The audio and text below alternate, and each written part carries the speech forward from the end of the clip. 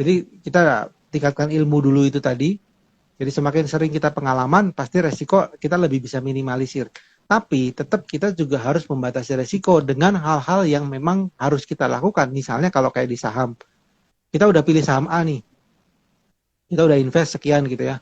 Ternyata prediksi kita salah. Misalnya kita udah pilih saham A yang menurut kita fundamentalnya bagus, ternyata dalam berjalannya waktu fundamentalnya berubah jadi jelek. Ya kita harus terima kenyataan untuk mengaku salah. Terus ya udah jual rugi pun sebenarnya nggak rugi. Maksudnya jual rugi daripada jual ruginya nanti turun lebih dalam lagi gitu loh. Jadi ada namanya pembatasan risiko. Kalau di saham kan ada istilah stop loss dan segala macam ya. Tapi lebih kepada kitanya pun harus mau mengakui kalau pilihan kita salah atau strategi kita salah gitu. Dan itu bisa aja terjadi, dialami semua orang, bahkan orang-orang expert sekalipun ya. Itu juga bisa gitu. Yang penting kitanya sudah tahu, punya disiplin, namanya disiplin aturan, rulesnya kita. Misalnya kalau saham ini turunnya mungkin sudah 5% atau 10%, ya udah kita lepas dulu karena kita udah tahu kalau dia udah masuk downtrend parah misalnya. Dan kondisinya kita tidak memungkinkan untuk nambah dia. Kalau di investasi kan bisa sebenarnya pakai average down gitu ya. Kita nambah ketika dia diskon. Cuma masalahnya apakah kita nambah itu resikonya lebih kecil daripada kalau kita cari saham lain yang lebih berpotensi misalnya. Nah misalnya kayak gitu. Jadi ya kita belajar, juga kita harus punya aturan-aturan khusus. Jadi dari belajar itu kita bisa punya aturan tadi. Kalau sahamnya ternyata udah jelek ya kita harus mau untuk cut loss. Jangan ditahan-tahan, kan kebanyakan orang gitu ya. Menganggap wah saham ini tuh blue chip nih, bagus gitu. Tapi sekarang turun udah 50%, nanti juga naik lagi. Nantinya kapan? Kita nggak pernah tahu. Ya kan masalahnya itu. Oke.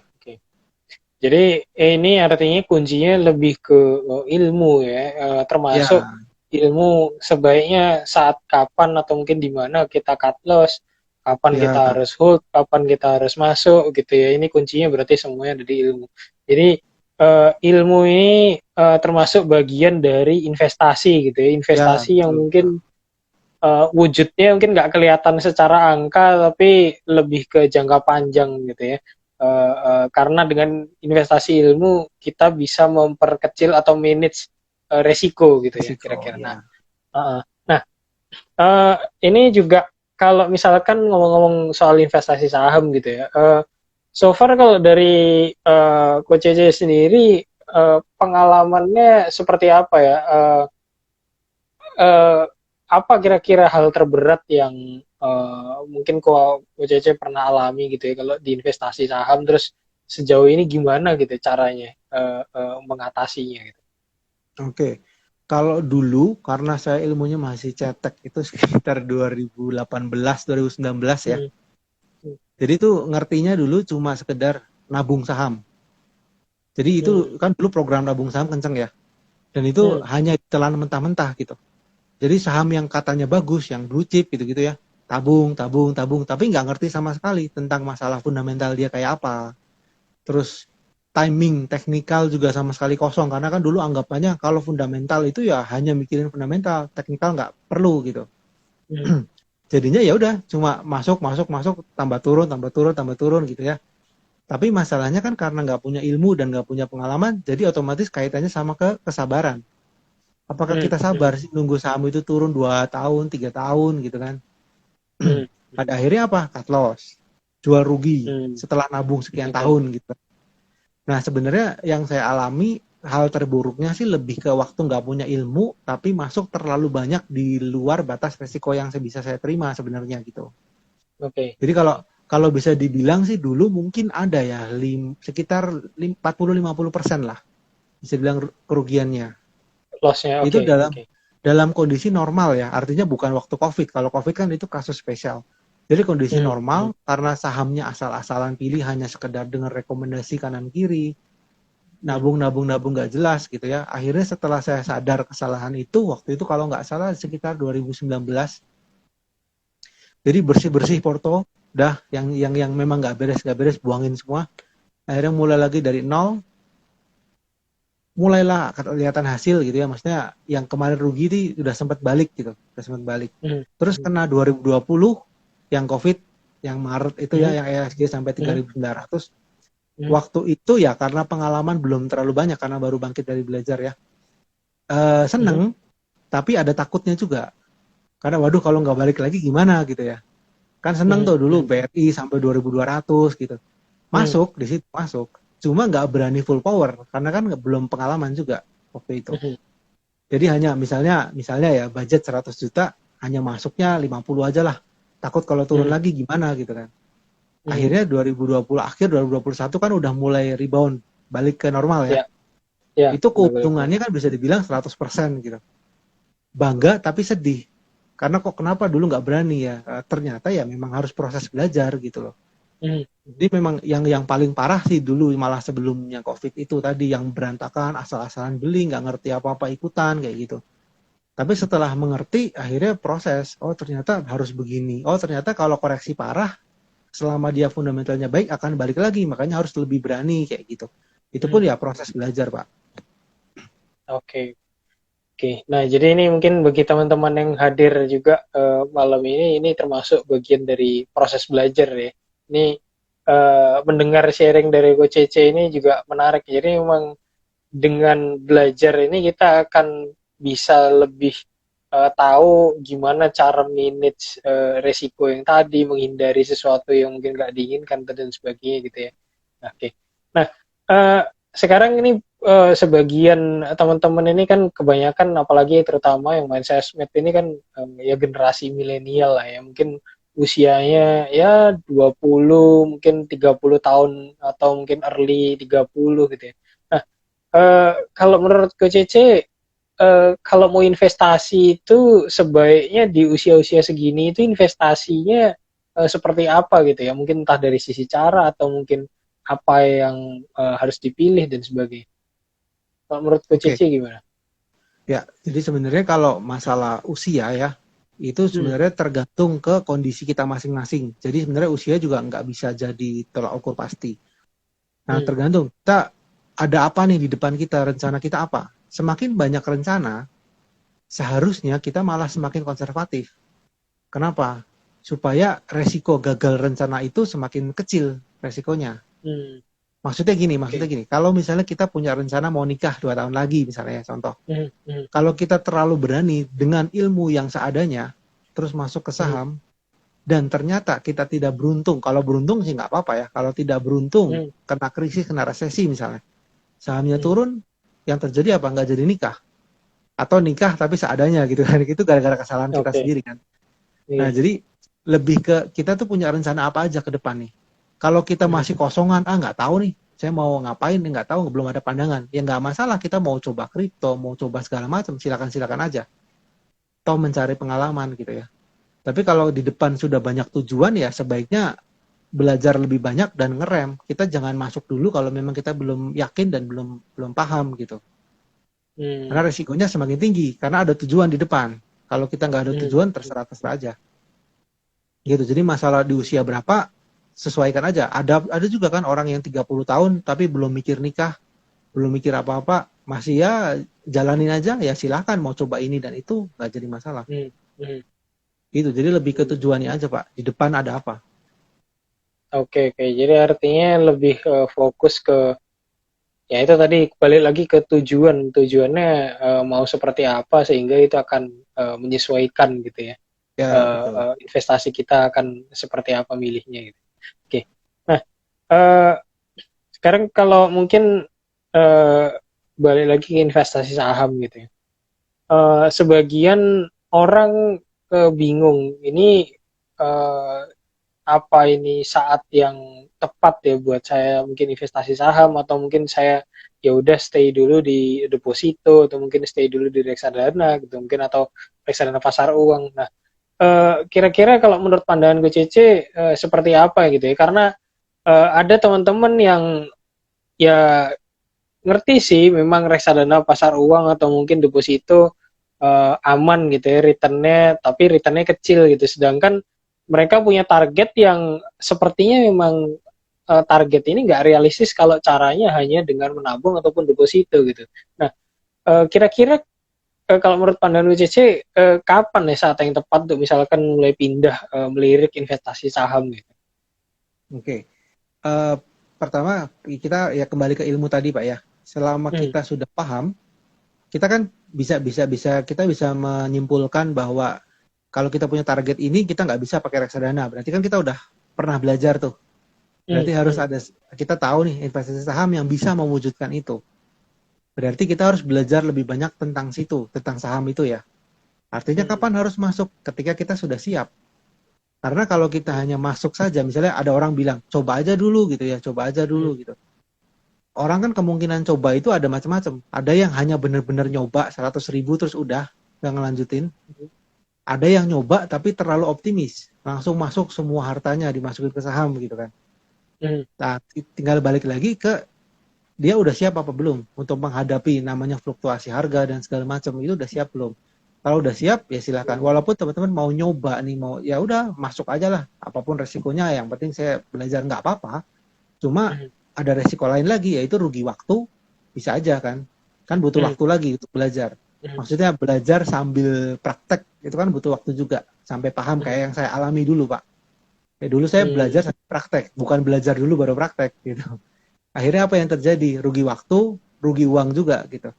Tapi kalau saya bisa mengulang lagi, seandainya saya pengen ngulangin waktu gitu ya, saya akan belajar dulu di 2017 sampai bener ngerti tentang saham. 2018 baru saya masuk. Itu mungkin sekarang nasibnya akan beda jauh gitu. Jadi memang ya idealnya ketika udah siap, kita udah punya ilmu, silakan masuk gitu. Tapi kalau teman-teman mau nyoba ya silahkan. Toh kalau belum ada tujuan yang jelas banget, butuh waktu 2-3 tahun baru bisa paham bener sih. Oke. Jadi memang ya ini butuh belajar, butuh waktu untuk proses dan mungkin pengalaman untuk mencoba gitu ya. Semakin banyak yang dicoba, mungkin akan semakin tahu mana yang cocok buat diri teman-teman masing-masing gitu ya. Oke.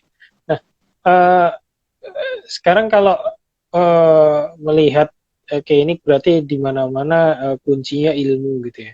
Nah, ini kalau yang mau belajar gitu, sebaiknya harus belajar apa dan kemana ya cari ilmunya tadi gitu. Kalau dari Coach Cici seperti apa ya? Oke, kalau belajar kita bisa dari mana aja ya sebenarnya.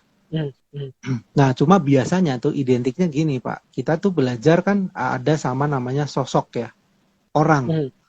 Biasanya gitu, kita misalnya mau belajar fundamental, ke siapa aja boleh, nggak jadi masalah gitu. Cuma biasanya kita akan menemukan sosok yang menurut kita itu bisa kita jadikan panutan, menurut kita ya, bukan menurut kebanyakan orang. Misalnya kita merasa, oh misalnya saya belajar di Bitrade cocok nih, ya udah jalanin aja gitu. Atau saya misalnya contoh kalau fundamental, saya cocok dengan gaya investasinya Pak Loking Hong misalnya, atau gaya investasinya siapa. Selama kita nyaman dan terbukti menguntungkan buat kita, ya silakan aja gitu. Jadi kita dari belajar random sekian banyak ilmu, kita nanti akan mulai kelihatan nih, oh ternyata saya cocoknya misalnya ya di trading gitu. Saya cocok di trading. Ketika belajar trading kan pasti akan ketemu banyak orang gitu. Ya katakanlah influencer atau segala macam. Kita akan ngelihat, oh ternyata influencer ini nih menarik nih menurut saya bahasannya gitu ya. Kan kita akan ikutin lama-lama mengerucut jadi 1, 2, 3 orang doang. Akhirnya kita ikut kelasnya lah, kita ikut seminarnya gitu kan, biasanya kan gitu. Kita merasa cocok, ya udah ikutin gayanya selama kita cuan, kenapa harus pusing-pusing mikirin sekian banyak ilmu yang ada gitu. Walaupun bermanfaat, tapi kan pada akhirnya kita akan apa ya, intinya kembali lagi selama kita untung dan kita merasa nyaman dengan gaya yang sekarang, ya jalanin dulu sambil prosesnya, mungkin siapa tahu nanti kemudian hari ketemu orang atau ilmu lain yang lebih menarik, yang lebih menghasilkan, kan bisa aja. Cuma biasanya sih lebih ke style ya, stylenya kita ikutin siapa gitu. Nanti itu kan terbentuk karakter kita nanti. Oke, berarti nanti seiring perjalanan mungkin akan ketemu style yang cocok gitu ya, mungkin buat diri masing-masing ya, karena tadi menyesuaikan dengan karakter masing-masing juga. Oke. Nah, artinya ini sebenarnya banyak tempat untuk belajar gitu ya. Nah, kalau dari keuangan sendiri, apa ada mungkin selain dari IG gitu ya, mungkin ada sarana belajar gitu kok, mungkin entah seminar atau webinar? Oke. Kalau webinar pernah sih beberapa kali kita buat. Itu topiknya memang lebih ke keuangan ya baru ya. Jadi ada dua topik itu tentang namanya detox duit. Jadi itu untuk orang-orang yang mengalami kesulitan, maksudnya ngatur duitnya. Jadi duit habis-habis terus, gak bisa nabung, punya banyak hutang gitu. Nah kita belajar di situ. Nanti tahap selanjutnya ada namanya webinar yang lain, itu namanya fondasi keuangan. Setelah hutangnya mungkin berkurang atau udah bisa nyatet keuangan, udah bisa saving gitu, baru belajar tentang fondasi. Jadi itu memang kita beberapa bulan terakhir ada, bahkan sampai ngeluarin buku juga sih kemarin. Jadi ada bukunya juga untuk mempelajari itu. Cuma memang kalau spesifik yang investasi masih proses ya. Untuk penyusunan materi, terus untuk bikin buku atau bikin webinar gitu. Sebenarnya ada juga kita ke arah sana nanti. Oke. Jadi mungkin bagi teman-teman yang ya tadi itu ada kendala, gimana nih punya duit, ada penghasilan tapi mau dialokasikan kemana dan sebagainya. Ini mungkin dari Kuku Keuangan bisa memberikan pandangan gitu ya di webinar yang lebih detail gitu ya. Oke. Nah, ini mungkin bagi teman-teman juga yang kalau bingung juga nih kalau saham itu mau seperti apa, nanti boleh ikutin juga IG-nya Bitrade Elitiation ya. Bitrade_Elitiation itu juga kita kadang-kadang kita share juga mengenai saham-saham yang menurut kita juga bagus gitu ya.